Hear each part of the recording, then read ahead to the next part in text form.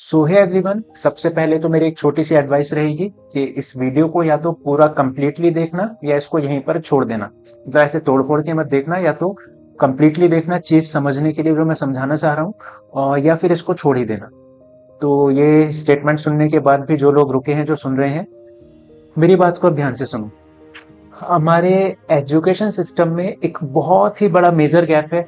वो ये कि हम लोगों ने बाहर की मशीन्स बनाना तो सीख लिया, उनको यूज करना तो सीख लिया, बट उन मशीन्स को कंट्रोल करने वाली जो मशीन है, यानी कि हम लोग, एजुकेशन सिस्टम में हमें हमारे बारे में नहीं बताया जाता। भाई ऑब्वियस सी बात है ना, अगर किसी मशीन को तुम्हें यूज करना हो तो तुम्हें पहले उसके बारे में पता होना चाहिए कि वो मशीन काम कैसे करती है, उसका पर्पस क्या है। फिर हम उसको यूज कर पाएंगे कि भाई ये वॉशिंग मशीन है और ये काम ऐसे करती है कि इसमें करंट दो, इसका बटन घुमाओ, और इसका पर्पस होता है कि कपड़े धोती है ये। तो फिर हम उस मशीन को यूज कर पाएंगे। हमें हमारे बारे में ही नहीं बताया गया। और कहीं ना कहीं पे दुनिया की बहुत सारी जो प्रॉब्लम्स हैं, बहुत सारी क्या, मेजर मेजर क्या, 100% जो प्रॉब्लम्स है वो इसी वजह से हैं, क्योंकि हमें हमारे बारे में ही नहीं बताया गया। हम भी तो एक मशीन है, और जब तक हमें हमारे बारे में नहीं पता होगा तो हम अपने आप को यूज कैसे कर पाएंगे।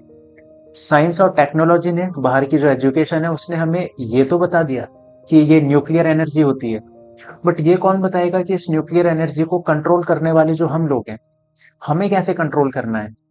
न्यूक्लियर एनर्जी हमने बना तो दी, अब हम अपने काबू में नहीं है तो हम उस न्यूक्लियर एनर्जी को एक डिस्ट्रक्शन के लिए भी यूज कर रहे हैं, और फ्रूटफुल पर्पस के लिए तो खैर कम ही यूज कर रहे हैं। तो मेजर जो गैप है वो यही है, knowledge of the self. Even जो हमारे फ्रीडम फाइटर्स थे या हिस्ट्री में कोई ग्रेट पर्सनैलिटी रही है, तो उन सब में एक सिंपल सी चीज कॉमन है, वो ये है कि उनके अपने अंदर बहुत ही ज्यादा क्लैरिटी ऑफ थॉट था।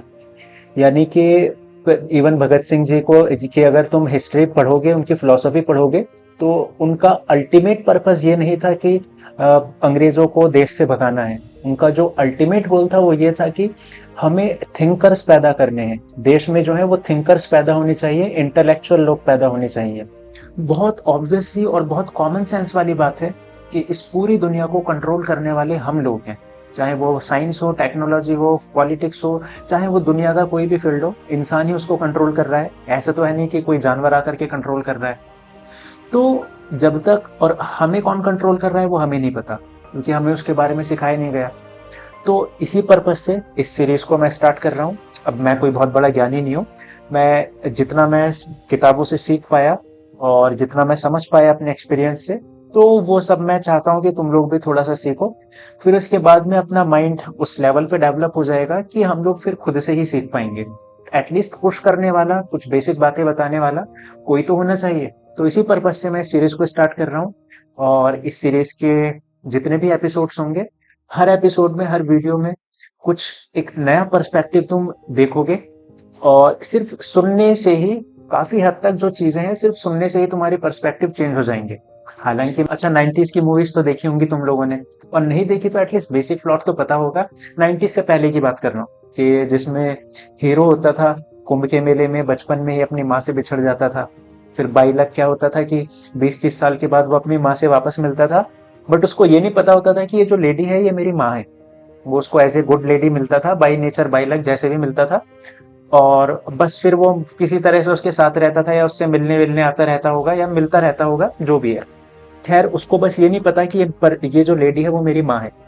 तो फिर क्या होता था, क्लाइमैक्स में विलन आकर के बताता था, अरे देखो मैंने तुम्हारी माँ को किडनैप कर लिया। तो फिर तब हीरो को पता चलता था, अच्छा ये तो मेरी माँ है। अब थोड़ा रुक करके जो मैं समझा रहा हूँ वो समझने का थोड़ा सा ट्राई करना।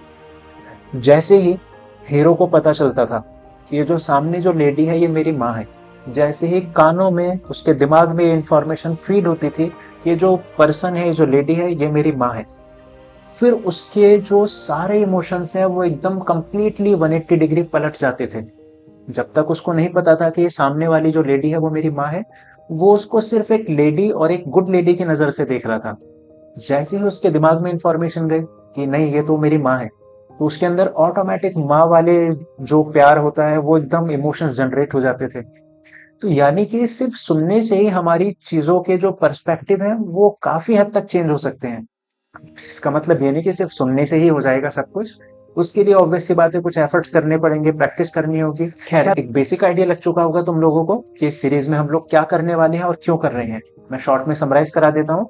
इस सीरीज में हम लोग अपने बारे में जानेंगे, नॉलेज ऑफ सेल्फ इस सीरीज का नाम रहेगा। और हम अपने बारे में क्यों जानना चाहते हैं, तो ऑब्वियस सी बात है क्योंकि इस पूरी दुनिया को हम ही लोग कंट्रोल कर रहे हैं, तो हमें अपने बारे में जानना बहुत जरूरी है कि हम कैसे काम करते हैं, इससे हमारा क्या बेनिफिट होगा। तो इससे कोई बेनिफिट नहीं होगा अपना, तो फिर क्या हमें किसी पागल कुत्ते ने काटा है जो हम सीख रहे हैं। नहीं, इससे बस इतना होगा कि तुम लोगों को चीजों को देखने का एक नया नजरिया मिलेगा, एक डिफरेंट पर्सपेक्टिव मिलेगा चीजों को देखने का। क्या इससे फिर लाइफ में कोई बहुत मेजर चेंजेस आएंगे, ऐसा भी नहीं होगा कि बहुत मेजर चेंजेस आएंगे, बट हाँ ये होगा कि चेंजेस की शुरुआत हो जाएगी। और फिर तुम अगर बाद में एफर्ट करोगे तो एक पॉजिटिव डायरेक्शन में एफर्ट कर पाओगे। तो इस सीरीज का बस ये अल्टीमेट पर्पस रहेगा। तो फिर मिलेंगे हम लोग नेक्स्ट वीडियो में, सीरीज के फर्स्ट एपिसोड में। तब तक के लिए आप जहां पर भी हो, जो भी कर रहे हो, उसके लिए ऑल द बेस्ट।